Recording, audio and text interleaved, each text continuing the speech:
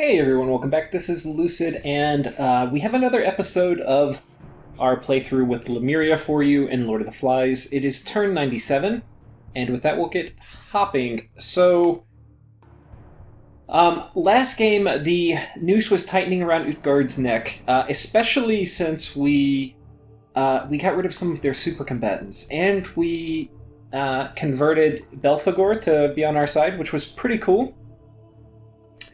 I'm not going to go through all the assassination stuff. Oh, this actually is important.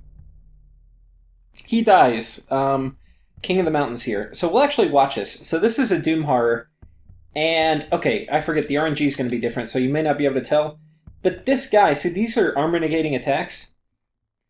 Now, my dude has a lot of HP, right? 104 and 20 protection, which normally is not going to allow him to die in one hit, and he has a Ring of Returning. But his defense skill's not great. It's only 9. And this guy's attack is 30, so it's highly likely he's going to hit on all his attacks. So we'll see what happens. Bloop. Okay, so he dies. And let me double check. Yeah, he's dead. So, and he also got even more hard marked. There are ways to kind of deal with this, and I think if you're doing this, it's probably worth doing a few additional things. The problem is with Astral Corruption up, these things actually tend to cost more. What you want to do, I'm not sure you're going to get his defense high enough where you're going to block any of the 30 attacks. But you can try. The thing you definitely want is a Rabbit Foot Amulet to block the first hit, and that's going to... in that case, this would have saved him, because I think he was at minus 11 HP, and that would have blocked one attack, which would have been all it took. That's the thing. Then you can get main gauches of parrying, and those do 6 defense, and if you put 2 of them on him, he will be up... I mean, it's an additional 12 defense, so now he's... like 21. And then there's some armor which will give him defense, like Chainmail of Displacement, I think is one. But there's a few things that will do that. So those are certainly worth considering. Yeah. There might be a few other things you can do, but against most horrors, this guy's fine. With the Ring of Returning, but sometimes he'll die. And so anyway, he's dead now. Defiler of Dreams. So this actually... What is this from? This is from Horror Seed, maybe? Oh, or somebody could have cast Send Horror on me. That's probably what it is. Okay... Eater of Gods went and killed my Lich Queen, which is a bit unfortunate. So this guy's kind of doing a lot of work this turn. Killed 2 of my dudes. This is another thing you can do on if you have Astral Corruption up in your game. Coral Sword, which is new to Dominions 5, gives you 8 hit points. And in this case, that's going to be kind of helpful because we've got the Rabbit Foot Charm, right, which gives us Twist Fate. And this is going to give us more HP. So versus normal horrors, there's a good chance we will be sent back. But you can see here that didn't exactly work out for us. I don't think she even cast anything. She just got attacked twice? Yeah. Unless, let me check. Maybe she forged a Ring of Sorcery. That's possible.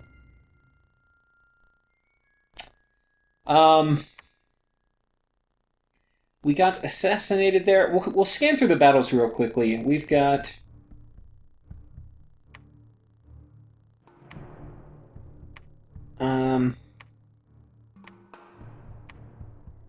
not too much happening right here. We'll see if there's any big ones this turn. Otherwise, I want to kind of kick it into gear. Because the last parts of this game are probably going to... Okay, whoa, we got a big old battle here. Down here, Fukan. Woo! Okay, it's not Fukan. Is it Neefel? No. That's it. They can't... Okay.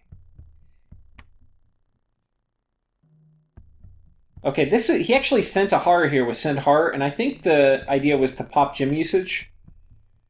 So we'll see what happens here. I don't actually know. I don't remember even. So this is a pretty solid little communion.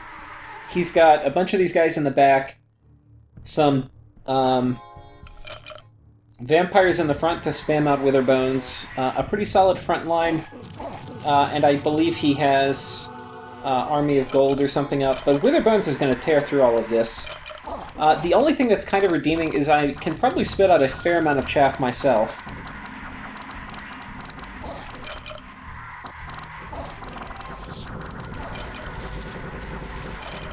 He has mass protection up, but I'm pretty sure he's winning the chaff war. The only thing is I'm summoning a lot. My guys are running forward too, which is not great because they can be hit by Witherbones.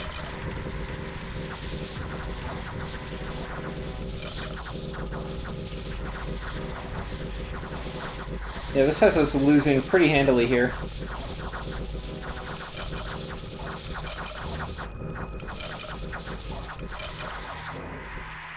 Okay, so let's look at the outcome of that.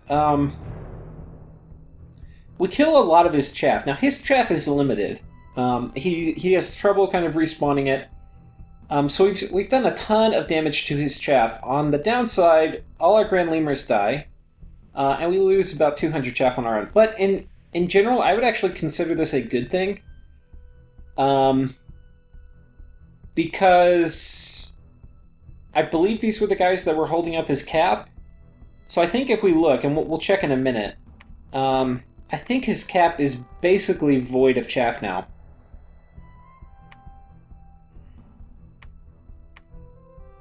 Okay, here we kill a Jotun Jar, which actually is a decent unit. Starchild, no. Scout, no. Vampire Lord. So a lot of the stuff we're fighting now, we're not actually killing. And, like, these are the kind... Like, you're not going to kill this lady with the Ice Elemental, but... That's okay. Some events, we're not going to go through all those. So, let's take a look. This is where the battle was, or Canny's Plain? Where the hell was that? Oh, that's one of these. Okay, here it is. So that's where this battle was. Okay, this was chaff from a different portion of his empire. It didn't take out the cap chaff. So he won, but kind of. It's, a lot of his chaff is gone now. I don't think we got any of his mages, which would be important. Yeah, all his mages lived. So that's unfortunate. But in the meantime, we are making progress. We're about to storm this fort. This one, I think we could storm. I think we're actually going to sit here. I probably should get this guy off of it because he can't cast anything.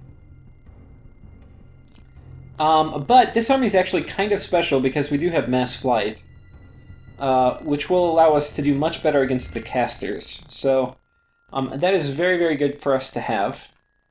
This guy, I do not believe we have kitted. No, he's just doing air elementals. So we're getting a lot of this stuff sieged. The other thing is you can see our Dominion is pushing forward a lot. When you do forts and temples everywhere, you tend to have very, very good Dominion push. As you can see, we do have. The things that make for you to push aggressively into other people's territory is if you have a lot of contiguous land. Like, the more surface area you have, your Dominion push is going to get distributed much more kind of broadly, and you're not going to push strongly in any one spot, so it's very easy for people to, like, fight your Dominion push. But as you can see, now that we're starting to, like, close this gap, like this land that used to be Utguards is now ours, or becoming ours, we're starting to get a lot more Dominion push just generally. But while Utguard had all of this, and had temples there, these temples were not pushing my Dominion, but they were pushing his. But like here we've got a temple, here we've got a temple, and all this is going to help our Dominion just seep over this way. And with Vengeful Waters up, once it's in my Dominion, it's basically mine. So yeah, we're going to storm this castle. Let's check the script here. We've got Drain Life spam coming out. Anti-magic, though not enough gems, unfortunately. Power of the Spheres, Rigor Mortis, Skeletal Legion. Skeletal Legion's actually okay on these guys. It gives them Pierce Resistant. It's one of those weird spells that often is not good, because if you have like high death paths, there's a good chance you have long dead, and they're already Pierce Resistant. But this is going to give Pierce Resistance to our ghosts, which actually is pretty good. Another bad set of scripts that I can't really do anything with. Yeah, a bunch of really bad scripts. I really need to... I think I need to stop at a lab and fill these guys up. What we do have is Power of the Spheres and Mass Regeneration, but what I don't have is, like, Army of Lead or Gold. And this army is not really kitted up well enough, so I'm kind of looking at... This actually is pretty sloppy. I'll be lucky if I kind of win here. Here, I'm also getting ready to take Abyssia. And this, I think I fixed the script here, yeah. So this guy has gems for Rigor Mortis. We have Stygian Reigns, which is okay. It's good against Skelly Spam and stuff like that. Yeah, this is kind of okay. We don't have Anti-Magic, which I probably should have. But these guys are probably going to spam out Protection of the Sepulchre and stuff. And I really should probably do Anti-Magic, but we'll see. Anyway. We're also going to go ahead and get... I think I killed somebody a turn or two ago, and so I brought a scout in to take Boots of the Messenger and the Flesh Eater back to base. We're sieging up here. We've got this place kind of blocked. The nice thing, when you're doing Bane Venom Charming, it's really important to raid. So like here, they may have patrolled these two guys off, but we had like a little battle where I sent in raiders, and it's not much, but it was enough to kill one PD. Okay, so in this case, these guys would have been there, but this also guarantees they cannot patrol these guys out next turn, so I'm going to get 2 turns of Bane Venom Charming. And we're going to go ahead and just do a raid here, so that there's a chance I Bane Venom Charm his cap. And I think these are the big moves. We got to play here, we got to play here. Really, Mass Flight is the thing I have going on here. So if he attacks me, even though a lot of these things are not set up well, Mass Flight will probably be sufficient to kind of put the nail in the coffin. He's raiding me with just like a Mount King. We'll break the siege. We're going to send some more guys. You know, I'm sending a scout. We need to get gems out to reinforce some of that business. And I think that's about it. Yeah, I think that's it for this turn. I'm going to kind of speed through and get to a... kind of go through these turns more quickly here. So that was 97. We'll get 98. Hopefully we can do through 99 this episode. Some disease. Okay, no, we're attacked by horrors. We summoned... I didn't mention this last turn because I'm not going to go through and just see what everybody was casting. But we summoned a King of Elemental Earth. So that's nice. We got this guy back. Unfortunately, I think he's all afflicted up. Yeah, so he's got some afflictions. I think this is the guy that... Anyway. But you can see when I cast it this time... I don't know, where the hell are you? Oh, I think this actually is kind of funny.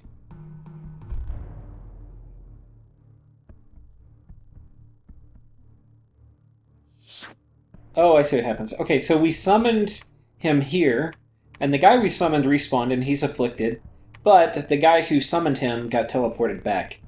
Anyway, you can see we've done the main gosh of parrying, and that's gotten his defense up kind of respectably. We'll still get hit most of the time, but maybe not every time. But you combine this with the whatchamacallit, the amulet, the rabbit foot, and we should be in good shape. Trying to think what else.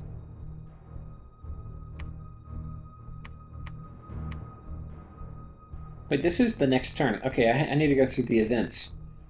Get attacked by a horror.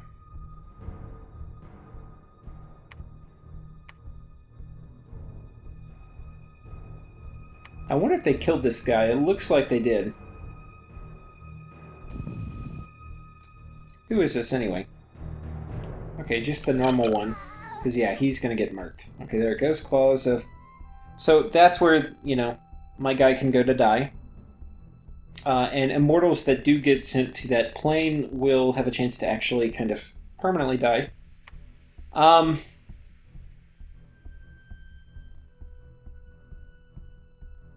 Okay, Ryla's Lich here kills me. I think this guy's empowered in fire. Okay, we've got a big battle here. This is where... Okay, so this is a really important battle. I think my scripting was all hosed up, so we'll see what my guys actually do. But this lady... This is the Communion that's been spamming Shimmering Fields. Now, the difference is they don't have a lot of frontline here. And I have a lot of troops. I don't think this is enough for Shimmering Fields to get through. So, let's see what happens here.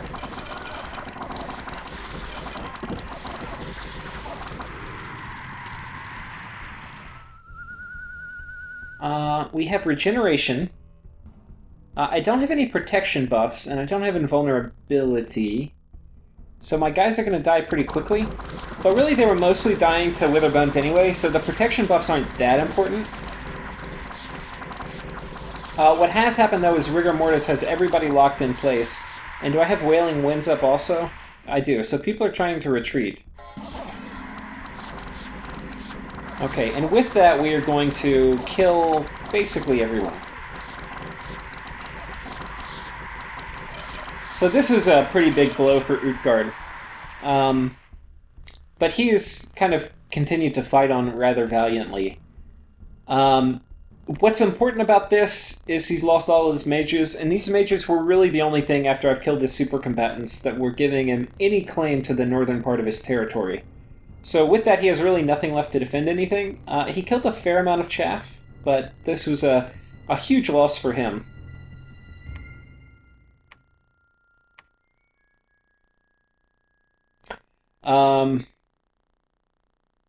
Okay, he sent in a super combatant, it killed all my chaff. And with that, I think, like, here too...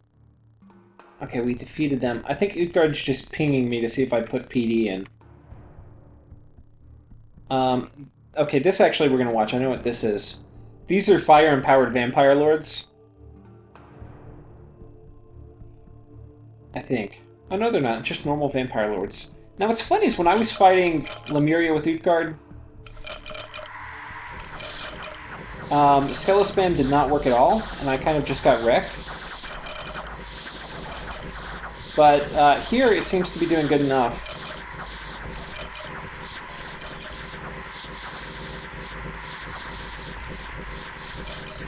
See, they do the occasional dust to dust, and they're going to hold my guys off. Okay, we kill one of them.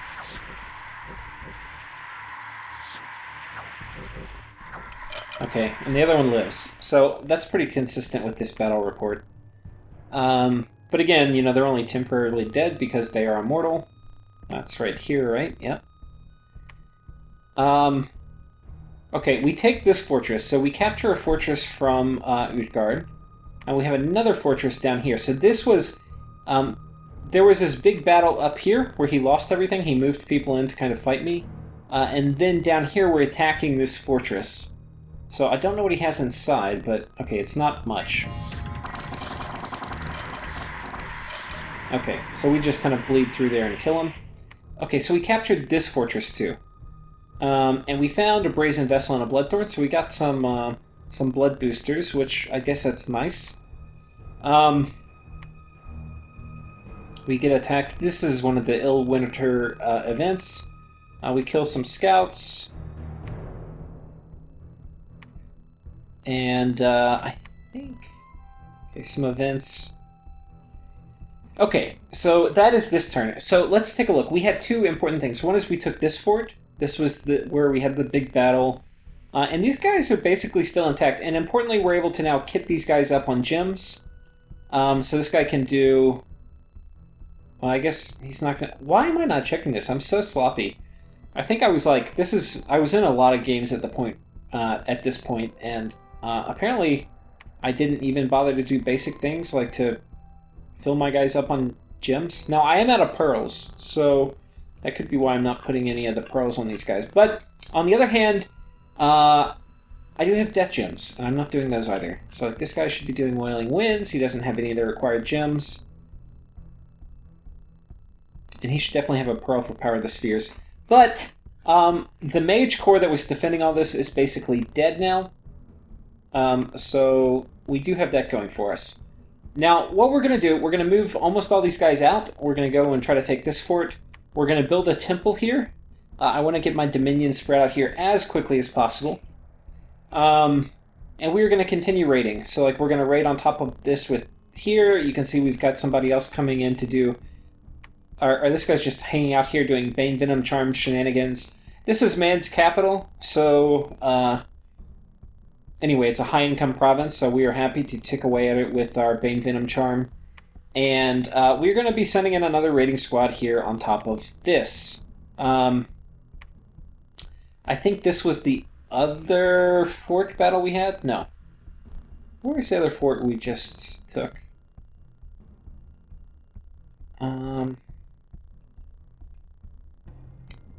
It was this one, the Greater One. Okay, so we finally took this one. This was just where we had some chaff parked. He's moved most of his guys out of here, so we're going to go ahead and move a sieging force on top to go ahead and take this throne province back. Now, he probably has like 1 or 2 guys here just preaching, but we are going to go ahead and move guys in. Now, that won't stop any preachers there from preaching and potentially getting my dominion out.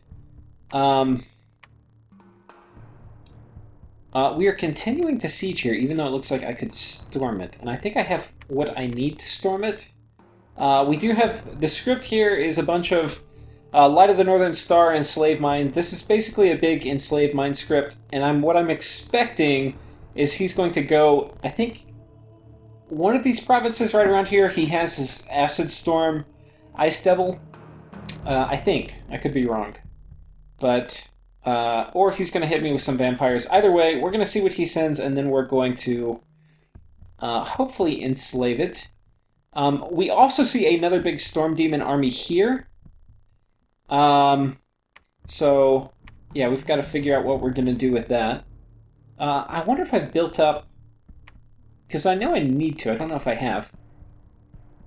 No, I don't see really any other air stuff built up. What I really need to do is get more money, and I don't really have any of these. I need to be... This is what I should have done at this point in the game, because I don't have reliable access to air mages, except here. And I needed to be recruiting these guys and just using them as sacrificial forgers to go ahead and forge a bunch of air stuff.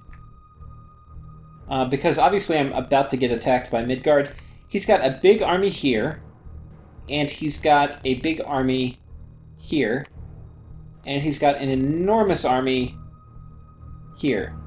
And the fact that we see fire devils... Oh wait, no, these are imps. Okay. I thought these were devils. But he does have fire access, right? Because we already see the goat son. So that means he could do some annoying fire shenanigans, which there are plenty. But if we look at it, he's got this throne. He could potentially go for this one from Utguard. He could go for this one. But I'm not sure where this army's gonna go. This army can go down here and try to take this from Ryla. It could come up here and try to take this throne from me. Or what I think is more likely is that it goes after this throne.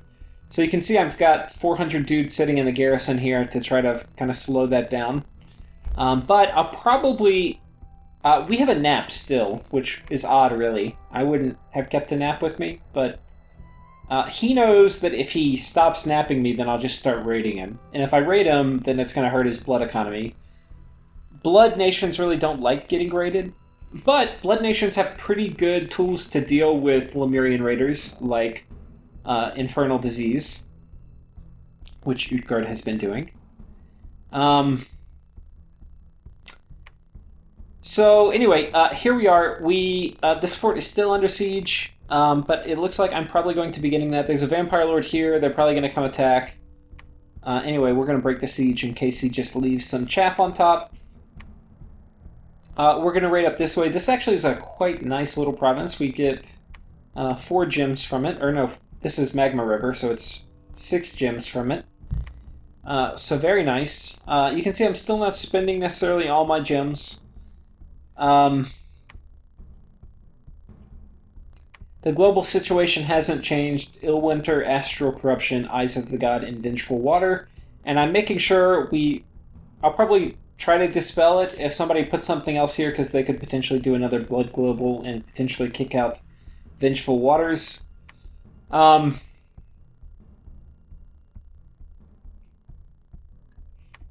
But yeah, I think that's about it. We'll go ahead and go to the next turn, because I do want to get you through this in a bit of a hurry. This guy we are empowering in death, and I haven't really talked about it, but I want to start doing Tartarian Gate. So he's Death 5. I've got this on him so that he'll have more HP. I'll probably give him a Coral Blade too. That'll bump his max HP up to 41. And then I need to get him up to the critical Death 7 to do Tartarian Summoning. And that will be very, very nice. So we'll be doing that. I wonder... I'm trying to see what I'm casting here. Okay, so Lich Queen chick is going to cast Gift of Reason on Belphegor, Lord of Hell, so we'll go ahead and get him. She will almost certainly die as a result. But whatever, she'll be back. We've got a big mage core here. I probably should think about moving these out to like help with finishing off Utguard, but right now they're just chilling out. This is not really a good use of them. I probably should have them committed. We'll go through the events though and finish up here. Okay, Ryla's Pretender spawns. So if you lose your capital, you can still call God, and you get a very odd event where basically your God spawns and attacks the PD in front of your now hostile capital territory, which I think is hilarious. But this guy's pretty freaking strong. He got some afflictions, but yeah, apparently he wins his fight. I really like this Ryla build, by the way. I think if I play MA Ryla, I'll try to use this Pretender, since it was able to thug rather well. And help a little bit with expansion. Okay, so we get raided there successfully. Man, we have a little battle on man. We attack and we manage to kill the PD, which is quite nice. You can see this province gets conquered by 4 dudes. Utguard's been pretty damn good about checking to make sure I have PD, and I've been kind of lazy about putting PD in, so that is definitely something that's paid off for him. Okay, big battle here in Gilged. Okay, so hold on to your britches. Let's see what we got. We've got this dude, who before has been doing... No, I thought this guy was scripted for Acid Storm before. Maybe it was someone else. But we've got a pretty solid mage core again with vampires. This guy, I don't know what he's going to be casting, but there's probably a few different options. But anyway, it's basically a solid front line where I expect to also have a bunch of Witherbone spam. On my side, we've got a few dudes. If I recall, the script wasn't perfect with these. I think it's Wailing Winds, maybe Anti-Magic. I don't see anybody terribly interesting here. Yeah. We're probably going to get crushed. Let's see what happens. I got another guy. Okay, no, I've got a few more. So, okay, 2 more. I don't know what I have them all scripted with, but we'll find out.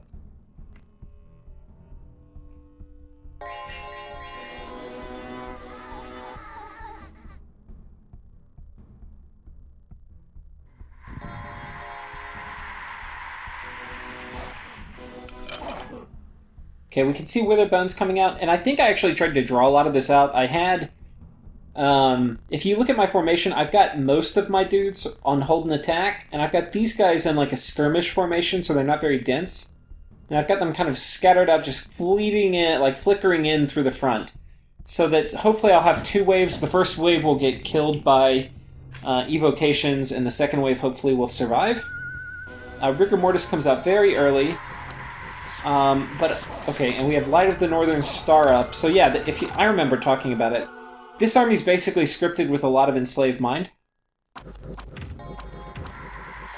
We'll go ahead and turn on team-colored squares so we can see if Enslaved Mind works.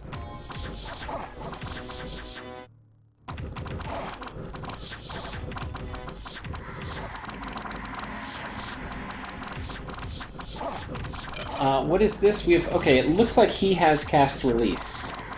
One of the things that's really nice about Utguard, these are probably some of the best mages in the game. Yeah, Astral, Death, Nature are great cross paths for communions. You can do Regeneration, which makes the slaves regenerate, and then Relief, which is really good on communions, Elemental Fortitude, which is really good on communions, and then the Astral Death stuff is pretty great.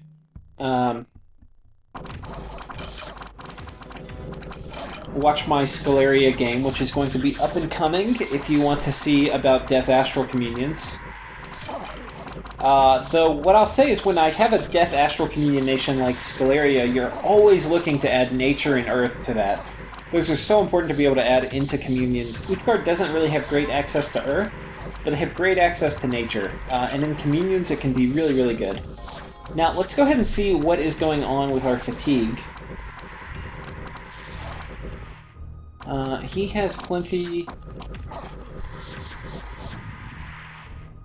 Okay, the slaves are getting pretty fatigued. If the slaves all die, he might be okay. I think this army's in trouble.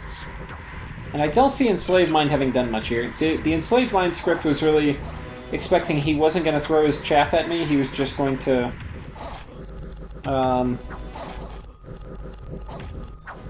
Yeah, and this was kind of expecting he was just going to throw like a few elite dudes. But no, he's throwing the chaff. And you can see kind of the conflict. If I have all these guys sit at the back and spam stuff out, now potentially now that I had Enslaved Mind up, it may have been a good idea. But sometimes you want to get 1 or 2 of your mages to run forward, and that way if they have a super combatant or a thug, they will get in range of some of the other spells like Disintegrate. Okay, rip that guy. Got a few guys up here. We'll fast forward, but I think we see how this is going. We probably kill a fair amount of his chaff.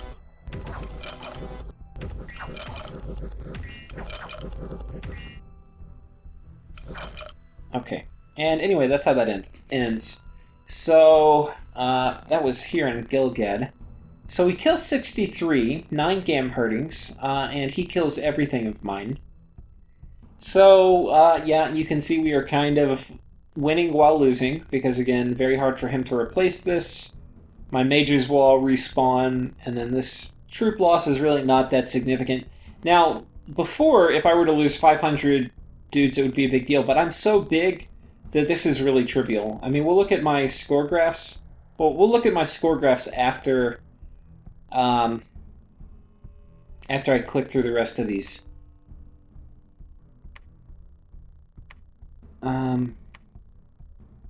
Okay, Ryla kills me here. I don't know what that was. What particular kind of vampire? Vampires are actually pretty good against unsupported Lemuria chaff. They do have to worry about Command Undead and stuff like that. If you give them good weapons and armor. And that is a big but, because if you do have mages or even pre-scripted to Command Undead, they will, you will permanently kill them. Okay, and that Jotun Jode kills this guy, we kill a Mound King, we kill a Commander. So the little guys he's using to raid, a lot of them are getting picked off. An Inquisitor we catch. Vampire Lord, we're not super successful against those. Mountain King we kill. Jotun Jode. Okay, there, you can see they survive. Vampire Lord. In this case, we kill it, so it's not 100% that Vampire Lords kill the Ice Elemental. And, yeah, that is that. So, zooming out again, we'll check the score graphs real quick first. Provinces, you can see we're still doing pretty damn good. It's going up. Maybe not this turn, but in general it's going up. Army size, which is what I wanted to pull up, you can see, you know, like this turn we lost at least 500 troops, probably 600 or 700, but you can see it still went up significantly. So, yeah, we can totally handle big losses like that every turn.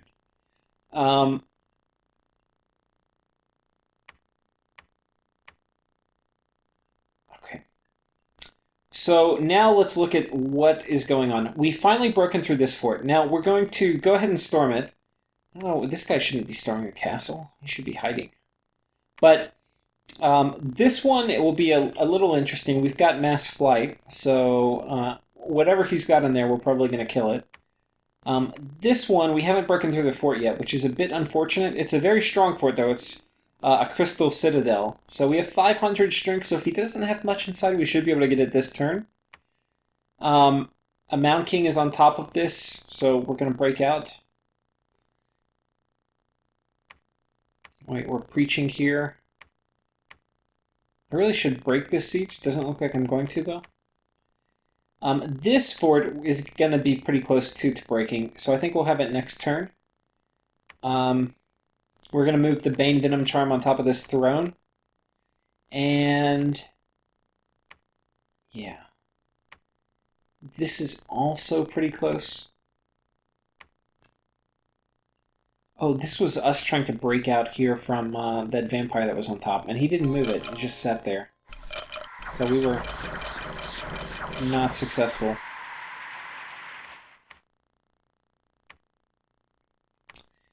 In this part of the map with Ryla, we've got...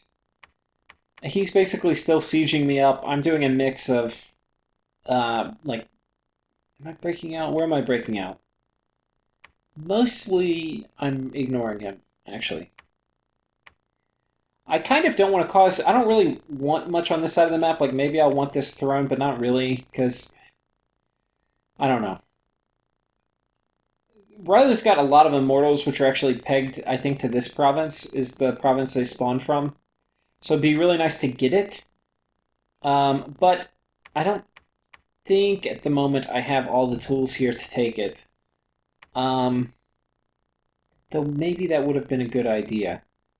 I'm really just kind of hanging tight and letting his little immortals come out and tickle me, but, you know, I'll occasionally just kind of knock him off my forts. But, like right now, there's a Wraith Lord on top. I don't know if I really want to throw chaff at it. I'll just kind of let him sit there. I mean, there's no income to get. This is a 4-income province. You already get... The only thing that's going to stop you from doing is recruiting. You're going to get the gym income regardless if somebody's on top of your province or not. So if he's got somebody on top, I don't really care. It will also stop some of my ghosts from spawning. Where I start to care is if I'm planning military action, and this really isn't part of my plan. I'm going to try to win the game without taking any of that.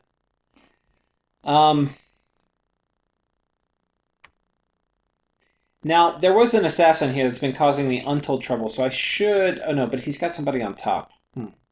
So Poseidon, who is the... It's not Poseidon, it's a Pedoison. Pedocion. Anyway. The Ill Earth dude, he's chilling out on top. So anyway, we can't patrol, which means he could have a little assassin here. I've put a guy here on top, he's probably going to get assassinated.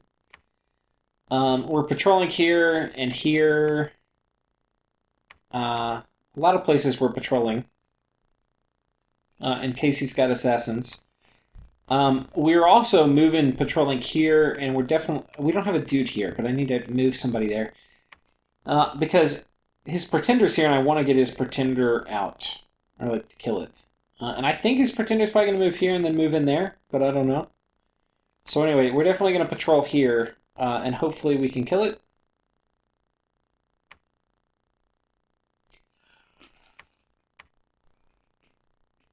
Am I yet? No, we're not. Okay.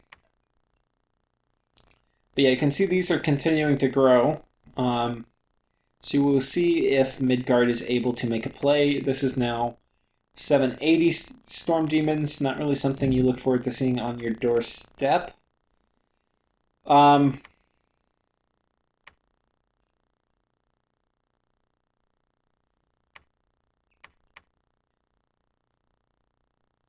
I think I empower this guy in Death Again. My death income is pretty phenomenal, I'm not going to lie. 60, and that's without even having Well of Misery up. So we can definitely afford empowerments. I don't know if I empower him again. I do have a Ring of Sorcery. So this gets me up to 8. And then I think I need to forge the helmet, the Death Helmet, and that will get me up to 7, and then I can cast it. The only thing is I will need Ring of Returning, so I have to figure out what I do, because I could put Ring of Returning here. Not totally sure what I'm going to do. We'll actually have to see the next turn. But I think we're out of time for this episode, but basically we're just watching kind of the battles as Utguard struggles to kind of hold this land, and we're waiting for a declaration of war from Midguard. Because I would definitely rather finish off all of Utguard and then see what the hell happens when Midguard attacks me with his Doomstack. And Midguard's a big nation. I mean, he's not tiny, he's big. And he's been blood hunting this for, 90 turns.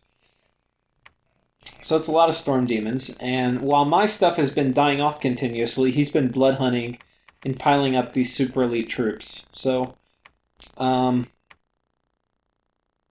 more thrones I get, potentially the more I can deny from Midguard when he does do a rush, and maybe eventually I will win a war of attrition with him. But at any rate, thank you for watching, and tune in for the next one.